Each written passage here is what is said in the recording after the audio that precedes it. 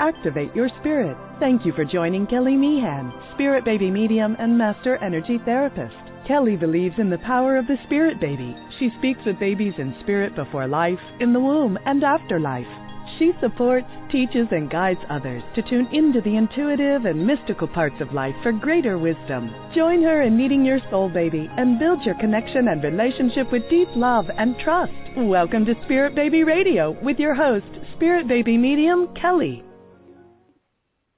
Welcome to episode 131, February 4th, 2022. Your spiritual alchemy to heal with rituals into motherhood. Are you ready to create new rituals? How do you bring healing to everyday life? What magic can you build and receive? What ways can you access your inner witch? I have a special guest episode, and I'm quite excited to connect with Mela. Hello, Mela. Hi. And I'm going to read here about her. Reverend Mela, Mela Borowski is a green hedge witch and founder of Green Wild Tradition. She has studied and practiced spiritual witchcraft for over 20 years and is an ordained pagan minister and leader in her local community and hosts the Bella Book and Candle podcast. She is an integrative healing arts practitioner with a certification in hypnotherapy. Mela resides on a family-owned farm in rural South Carolina and has a deep love for celebrating rites of passage, honoring nature, and her cycles and folk magic practices. I love it. It's such a great... It's so good. There's so many beautiful things, and I always like to kind of go into, like, how do I meet people? I always feel like I create connections and relationships with people, and I think Mela found me, and then we connected and on her podcast, and I thought, oh, my gosh, This would be so beautiful out of all my podcasts to talk to a witch, to have that energy in the space is so powerful because, again, there's so many different beautiful, amazing connections. And I've always felt like I've been this, like, secret witch. It's like not an official, whatever that means. You know, like loving the magic, the arts of nature and alchemy and stuff. And so, but I feel like you're the expert. And how that intertwines with motherhood, with Mother Earth, with babies and all that good stuff. And so I'd love for you to even share, would be really neat. What is a green hedge witch even? What does that mean?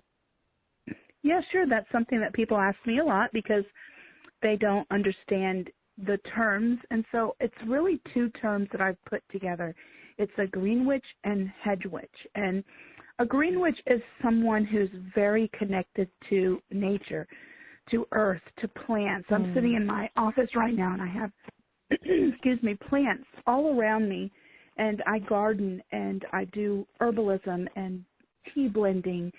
And just, I feel like I am most connected to the divine when I'm out in my bare feet on the ground in some type of nature. So that's the green witch part. And the hedge witch it's very much like a shamanism type spirituality because the hedge is like the veil between the spirit world and the physical world. And in my practice, I travel into that. I do journeys and path working, and I work beyond the hedge in the spirit world in a lot of what I do. So I just call myself a green hedge witch. Wow, that's so beautiful. I love that. I love that. You just, I don't know if I shared this with you, and it just popped in my head, and maybe I did share it with you, but I remember my mom told me many, many years ago, we had this article, my great Aunt Lena was in the paper for something, for being really old or something. You know, she lives a really long life, and you know how they do that. They put you in the paper, and this is the East Coast in Jersey, and my mom always told me, she goes, this is your great Aunt Lena. She was a white witch. And I never knew, like, what that meant. Yeah, I didn't know. I don't know if it was just her thoughts or if there was something more to it. But it felt kind of secretive, right? Because the whole idea of witch is there's so much attached to that, right? And, oh, my gosh, yes. And I want to hear, and that brings me into your website's beautiful and awesome, and I want you to share that later. But one of the things I saw that really spoke to me was busting witch misconceptions. And I'd love to even hear that. Like, what is, like we were just saying, like there's these ideas, right? It kind of reminds me of, I found out a long time, like not too long ago, this idea of wolves, right? Like wolves in America. They're dangerous. They're going to attack us. And I was like, where did we get that from? It's like been imprinted. And I found out that wolves, they move in packs, and they're not dangerous. They're not out to kill people. And I'm like, what did we do to this animal? Because in America, most states don't habitat. They used to, at one point, the whole entire, hemisphere of the land used to have wolves on it. And I'm like, what did we do to drive them away? But it makes me think about even, we take these things and we make them something else. But I would love to hear. Let's bust these misconceptions right now, and those that are tuning in. Okay. Yeah, that sounds great. So one of the big ones, especially since I'm here in the Bible Belt in South Carolina, I grew up in a fundamentalist cult-like church, and I was taught constantly that anything to do with witchcraft, anything to do with really the spirit world, oracle cards, tarot cards, anything like that was of the devil, evil. And I was very confused as a child because I was clairvoyant and I was traveling in my dreams and doing all these things, telling all these stories of places I'd traveled to.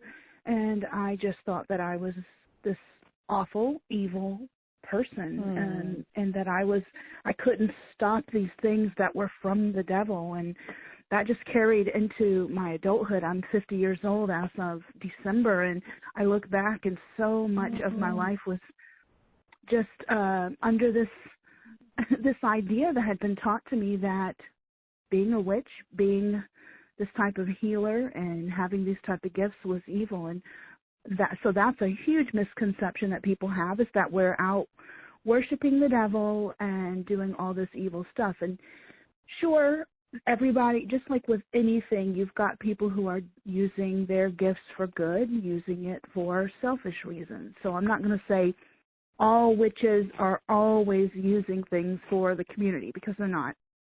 But as a whole, just this whole idea of convening in the dark and doing terrible things to people, worshiping the devil, is a terrible misconception that Hollywood, books, movies, all these things have really put out.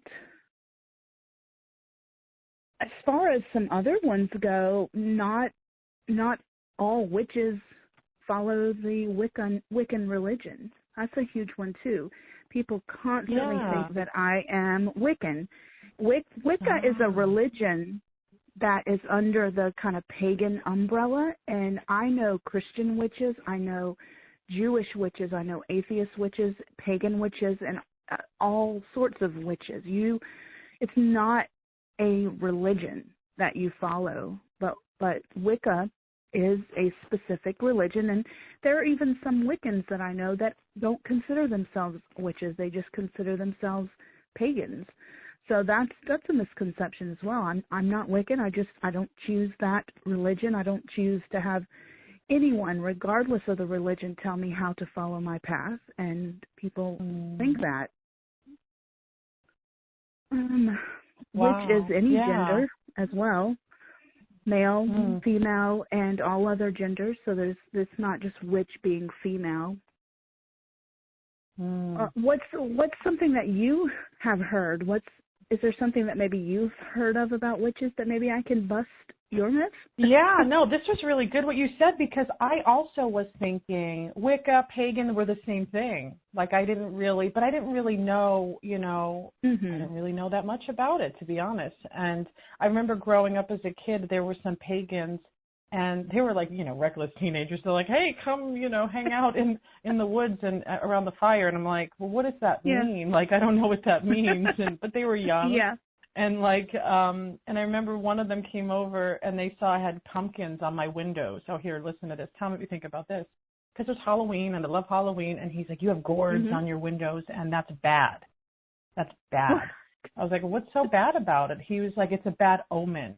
And I was like, I have these beautiful things from nature, pumpkins and gourds. And, I didn't really get that. It didn't compute to me. And I'm like, okay, maybe this is why I never joined them in the woods by the fire, because there was something that felt like off to me. And so, and then I found a witchcraft book in my basement, and it's beautiful, and it had just beautiful spells and just so much, and it had this like carving on the outside. And of course, everyone in the family's like, we don't know where this book came from. I'm like, I don't know if they were just messing with me or what. But I was really into this book, and I remember one day doing a spell. Like I want to make water in the backyard. And I took this like symbol and I cut it out of paper and I put it like, you know, in the grass. And I don't remember what happened after that, but I think it worked. But so amazing. Yeah. So maybe speak about that. Like, what are these gourds? Like, what does that even mean?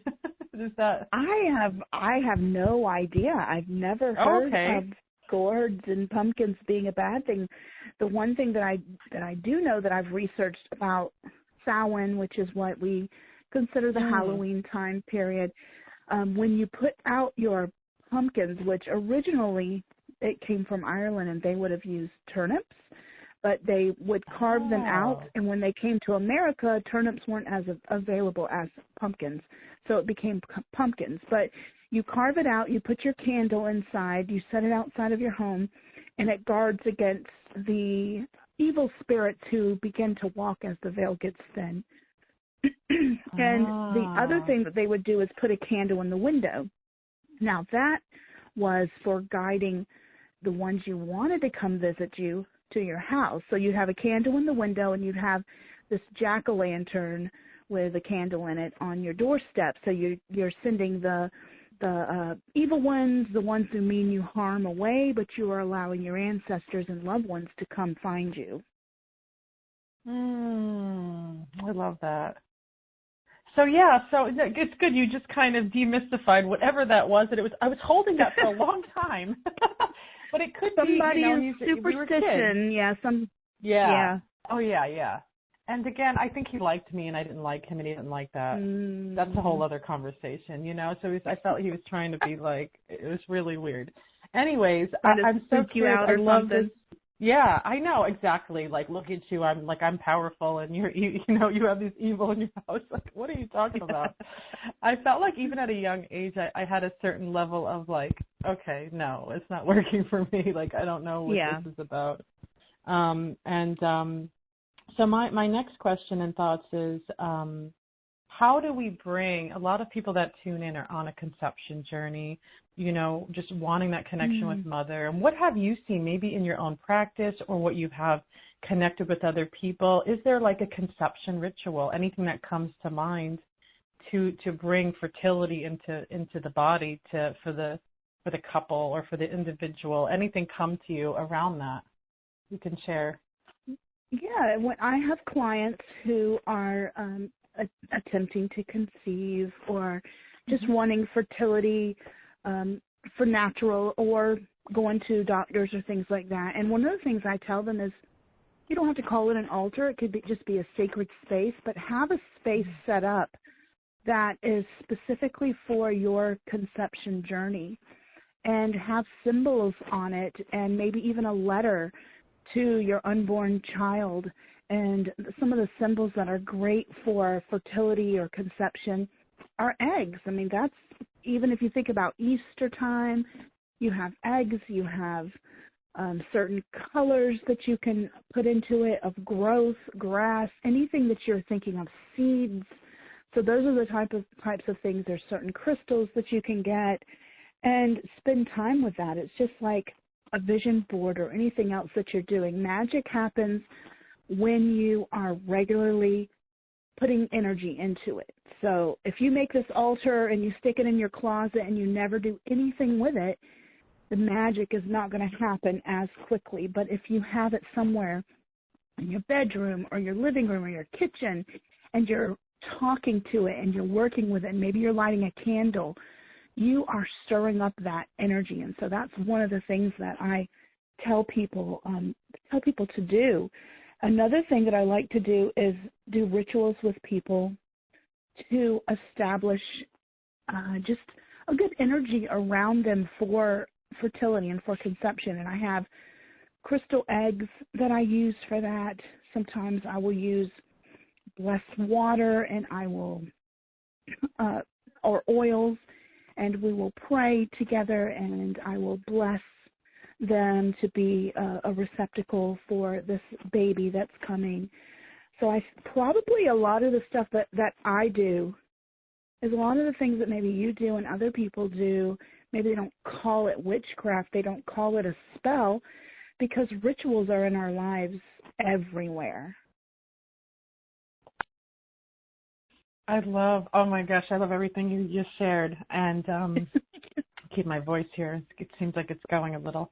I love that the altar, right? I've talked about this throughout the years, the altar, making the altar. And I actually have like a pregnancy conception altar, not for, more for my work and the energy of my work. And I love it because I have handmade pottery of sand. I have one that looks like fire and one that's like water, but I actually have 2 eggs that I got from my mother-in-law when she passed away. I found them in her home, and they're like decorative eggs or something. And I have 2 eggs in a bowl, crystal, like some dried flowers, feathers, and I love that. I love bringing that symbol of egg, because I don't think people think about that. And now you've got me going, ooh, crystal egg. I'm like, where can I get one of those?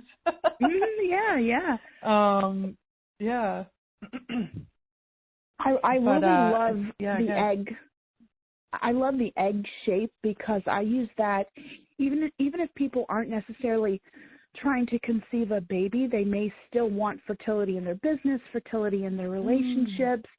And so we will use that egg symbolism for rebirth or starting new or getting fertile ideas or fertile creativity. So there's so many things that you can do with that egg and with a fertility altar. It's all about intention. Explain that a little bit more, please. Intention. So with intention, that's a big thing that I talk about. I think a lot of people get caught up in, am I doing it right? Or do I have the right herbs? Do I have the right crystals? And what it comes down to is, what is your purpose? What are you trying to accomplish?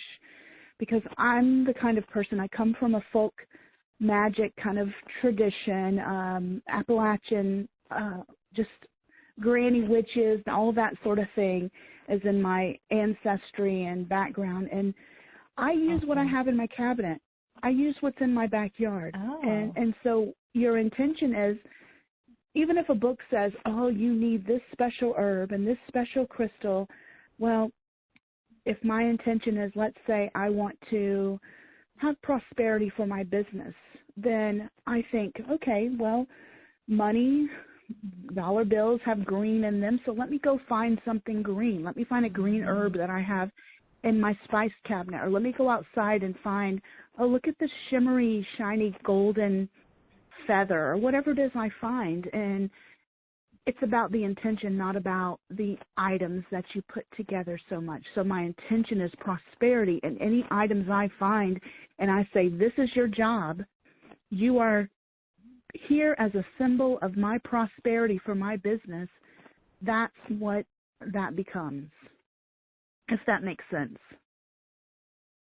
No, it totally makes sense. I just had a few thoughts came to mind. One was, I actually am looking right now, I have an eggshell. It's almost a whole egg from a bird outside in my little altar space too. And something else you said about herbs. And then that just makes me curious. And two things. The herb piece, but also when you're talking about the witches of the Appalachia, I had this vision like, I want to go hang out with her and hang out with all these witches in the mountains. This sounds awesome. Like, darn it, I'm so far away. But it's like really like I feel that. I think also just having that sisterhood and being held in that space of like, oh, there's more happening than what all this chaos is right outside of us that we're seeing, that there's this richness, this beauty, this light. And just swinging back to the herbs, before my cycle, I'm like, I feel like I'm in a good cycle rhythm. Before my cycle, I'm like really like do a lot of more herbs than I usually would do, just to, because I get very inflamed and bloated. And so I'm really into nettles and red raspberry and even cat's claw, which I know is probably more anti-inflammatory. But when you say herbs, is it more like you putting the herbs on the altar or you're ingesting them? Or maybe it's both. I don't know. Maybe I'm reading too much into it. I'm curious. I do everything with herbs. I do teas.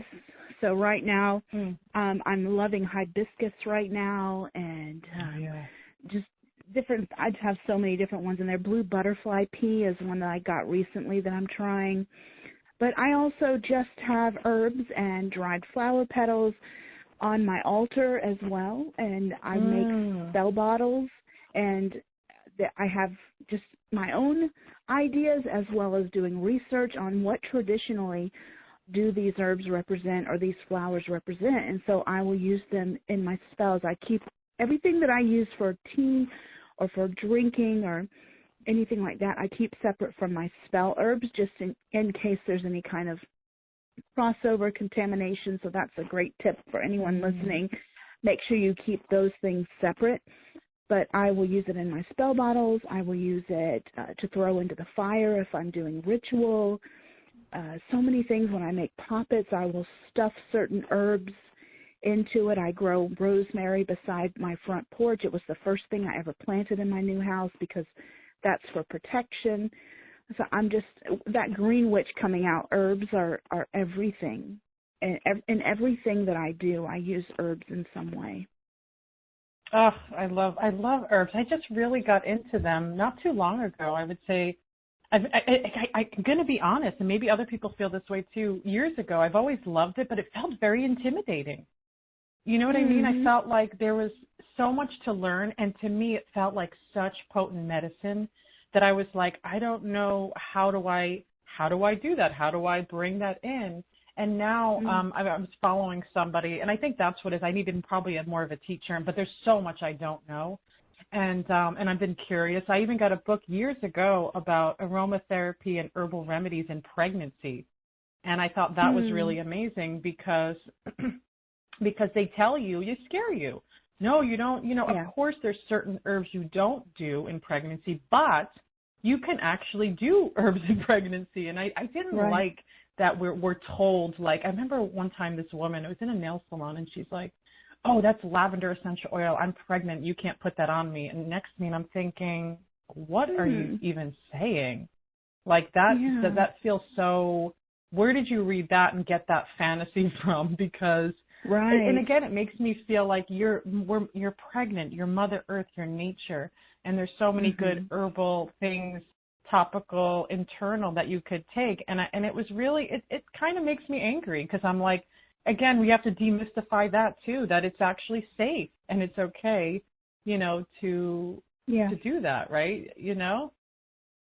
There's so much differing information out there, and I tell people all the time, don't just research and find one book or one website. Just do all the research, read all the books, read all the websites, and then figure out, tuck into that intuition you have inside of you and figure out, okay, well, let's see, 50% of them say this, 20 of them say this, 30 of them say this, and feel if that 50% is maybe the direction to go. And of course, I always tell people, even with my teas that I do, always check with your doctor about anything that you're putting in your body. But there's so many misconceptions out there.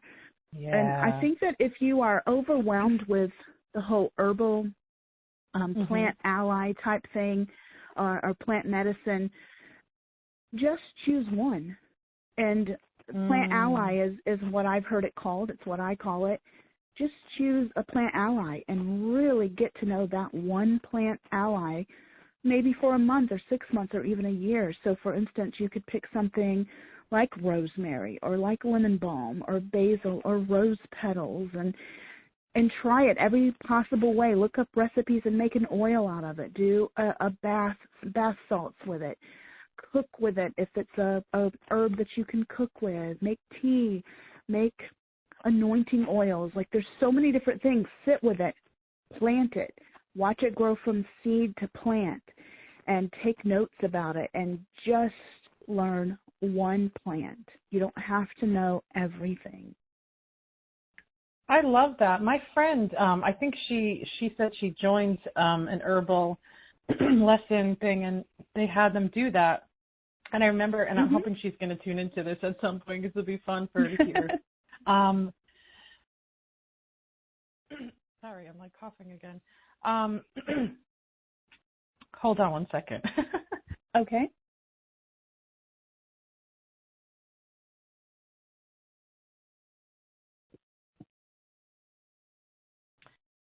And so in her, like, she was doing nettle, and she has to do nettle for like a month, and she was kind of resistant to it. She's like, oh, I don't like it. I don't like the way it tastes. But it actually improved her health. And she started to like get more in relationship with it, right? Yeah. That's so interesting because I have some friends, and also I've had some people on my podcast talk about actually doing journeys, meditations to go and meet the actual living spirit of a plant. And that's really interesting because as you kind of get to know that plant, you can even invite them into your dreams.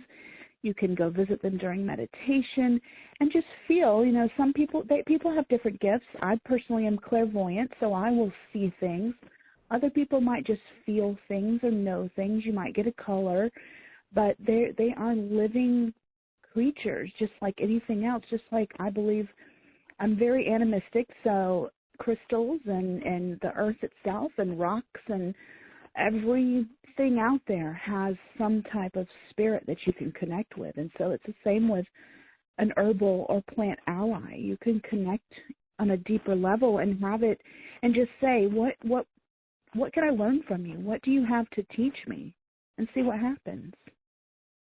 Yeah, it's so much nicer the way you just explained that. Instead, like years ago, I'm like, whoa, what's happening? This feels like a lot because I didn't know where to begin, where to start. I was like, there's so many beautiful, gorgeous herbs. And even, like you said, I like looking in the backyard, right? Because even in my backyard, I live in the desert now, which is so different from New Jersey. And I noticed there's right now stinging nettle is popping up in the neighbor's property, and they don't spray. And so now you're inspiring me to go. I'm going to ask, hey, you mind if I just, because most people see it as a weed. They don't do anything with it. They just let it grow and die. Right. And so I'm going, oh, like you're inspiring me. Like, oh, what can I make with those stinging nettle? And of course, I have to do it properly because they have stung me before. They will. No joke with that name. No joke. People are like, well, what does it mean when they sting you? I go, I actually accidentally touched it on a foraging thing, and the teacher was great. And I literally started getting welts, little tiny red bumps on my fingers. And they sting a little bit. It's not like, terrible. But it's enough where you're like, oh, I noticed that feeling. And then, and then it changes. Of course, it's suddenly gets better. But I think about that, like what's in the yard in spring is coming. And it's exciting. Elderberry, we have elderberry here, flowers and elderberries. Yes. And I have 2 trees on my property, but because of the drought, it barely grows berries anymore, which is really sad. It 10 years ago, when it was more lush and watery, full-on beautiful, delicious berries, right? And they're very sweet and they're amazing. But now we just get flowers, maybe green berries. They only stay green. And so I'm like, well, like, what are you going to do? There's no water. I think they need water. Yeah. Right? Yeah, water would be good. You could always go out there and talk to it and maybe do a little ritual and ask the ground to bring it more fertility and more abundance. I've seen that. I've seen it change things. Yeah. I will. Someone told me there's a lore that folklore that says in springtime that if you can the fairies come out under the tree more prominently. And then I thought maybe I'd get a sleeping bag and sleep under it and see. Oh, wow, yeah. I don't know. I thought that was really beautiful, and I'm probably not giving so much to the story, but then it makes me go, my gosh, we have these trees which you won't even know because they don't really grow leaves as much, and they're not they used to be really beautiful, and now they're just they look like dried sticks. You wouldn't really know. Mm-hmm. But then when one of my children walks over to it or pulls it, I'm like, don't hurt her. Like, don't do that. Like, because it looks just like a dry branch, and it's interesting because it doesn't show beauty, so it's kind of like, it's just, whatever. And it's, of course, we have to teach our children that, because my children, they mess up a lot. They start pulling flowers, and I go, please don't pull the flowers off the property, because we rarely get flowers. And I said, we all want to enjoy it. We get these purple, I don't even know what they're called, but right now we have oxalis. Do you know what oxalis is growing a lot? Mm-hmm. And that's it's beautiful. The lemongrass. Yeah, and I don't even know what to do with it. We have so much of it. My little one likes to pull it, and he makes these bitter faces when he chews them. Yeah. And for people that don't know, it tastes like lemon. Mm-hmm. We call it lemongrass. Yep. I love that so much in the backyard to kind of bring and bring that connection. And even just speaking to nature, it feels really important, as you were just sharing. It's like, even speaking to the nature of life, of creation. Right. I have a good relationship with my land. I'm developing one here at my office. I just rented a new office a couple weeks ago, so I'm developing a new relationship here. But on my property, I got there before my dad was having it clear cut, because we kind of created a commune for all of us to live together. So he was getting all the pine trees, because we live in the sand hills, and there's tons of pine trees. So I went walking through the property where we were going to live, and I found this beautiful, massive oak in the midst of all the pine trees. And I just leaned against her and just began to talk to her and develop this relationship. And I communed with her and said, I'm going to put this thing around you so that nobody cuts you down. This is going to be a place of healing. And I apologize ahead of time for what's going to happen with all the trees around, but I'm promising you that this is going to be a place of hope and of peace, of just a beautiful, fertile place. We will plant more trees, and we just have such a good relationship there on the land. And I think that people forget that you can develop a relationship with your land. And maybe I'm just going into my witchy self right here, but I mean, I think you can develop, even if it's just a pot of soil, if you live in an apartment, or if you have just a little backyard, that there's still land spirits that have been there since the beginning of time. And people used to talk about the river gods and goddesses in the sky and the trees and all that. And, they're not gone, I don't think. They've just been forgotten. And so when we talk to our land and we talk to the flowers, and I talk to my building, I talk to my office when I get here, when I leave, throughout the time, I talk to my house. I just feel like there's so much life around us, and we just kind of have these blinders on, and there's so many different relationships that we can really develop. And you mentioned fairies. I consider them to be part of the land spirits as well. And so you have all this life around you. I just, so poetic as you said that, and it reminds me of a program I started this month called Co-Creation, and it's really with nature and fertility, and accessing the connection of nature as a part of us to build that creation, along with spirit baby communication practices. And so far we're in a few weeks in, and some of the women have shared really beautiful things they've never really noticed about nature and that relationship with it. Where, because it's very frosty and icy in a lot of, and especially the ones that live in the United States, is that, I wanted to connect with the ice, and I put my head down, and is that weird? I'm like, oh my gosh, that's amazing. And I saw this woman years ago, and she did that in Sweden, and she makes music. She used the sound, the crackling of the ice, and it just felt so profound to even have this dialogue together, to see, yes, even the ice and the water, there's a connection there. And it's so, I can really feel what you're saying too. It's it's so transformative when we get to see that life is in all things. It's so powerful, right? Not just, there's a person. It's even the things around us have a certain vibration, and how to speak, like you said, the house, because I've noticed on very rare occasions when we take trips that go out of state, something weird happens at the house all the time. Like the frog died. There was a car chase that ended up at us, which would never happen if we were here. I 100% believe that, because our energy connected to our space is so powerful and stable, and we're in co-creation with that. And so I'm just going, oh my gosh, like when these weird things, quote, right, air quotes here, what happens? I'm like, because we're not in relationship with the space. We're gone. Yeah. And it knows it. The house, the energy, the trees, they know it. And again, for these bizarre things to happen, and it's like, oh wow, like it just shows me like how powerful our energy could be. But you're right, people can be very asleep to that. They're just kind of, head blinders on and not realizing. But I do feel like it's people like you and others that embody it and that see it and that live it, right? And then that becomes the good contagion, right? That's the virus we want. That's the good synergy and energy connecting in that. And so I love all these things you're sharing. How you can just, again, it's like a lifestyle, a ritual lifestyle, and how you can incorporate it, it's conception, pregnancy, and motherhood, and just even womanhood and manhood. there's no and childrenhood. But I want to kind of, before we're coming close to the end, I want to just kind of shift in for a moment. This thought came to me, is how do you work with birth loss?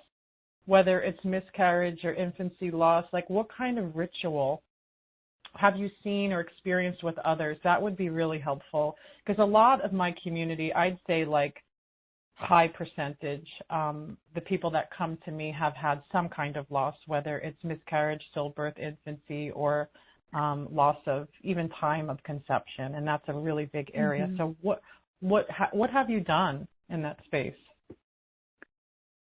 It's just something that is everywhere, and I feel like at this point in my life, if you don't know someone or have experienced yourself, then you may be living under a rock, because it's everywhere. And grief is just so powerful. It's a powerful emotion that I feel like any type of powerful emotion or powerful time in your life needs to have some sort of rite of passage. And a lot of times it does not happen when there is a miscarriage or when there's any type of loss, unless you're having some sort of funeral, and that is a rite of passage. And so I always recommend to the people that I know and clients and friends to have some sort of rite of passage where, whether it's just you or your family, or you're inviting other people, that you actually mark that this is a shift. There's been a shift that has happened. And anything that you can do for remembrance. One of the statements that you'll see people maybe who are pagans and witches say it, but it's one that I say as well. It's what is remembered lives. And when we hear of someone who has transition, that's what we will say. What is remembered lives, because whatever you can do to remember keeps that kind of spirit alive. And so having something in your home, and again, I'm going to altars because I like to do altars, but it could be any sort of sacred space. It could be an art that you draw yourself or you have someone draw, but something so that idea of what is remembered lives is right there, and you are keeping that alive. But I think that rites of passage of any sort, whatever you do, whether it's writing a letter to the child of what you wanted to happen and what you expected, or about your love for them, and maybe burning it. And sometimes people see burning as getting rid of something, but I see burning a lot of times as sending it up into the universe, sending it up into the heavens. And so you can write on paper, use the element of fire and air to send that up to the spirit of the child, which I believe, and I'm pretty sure you believe as well, because of our chat that we've had before, that you have a spirit, you have a consciousness going on before and after and during. Wow, yes.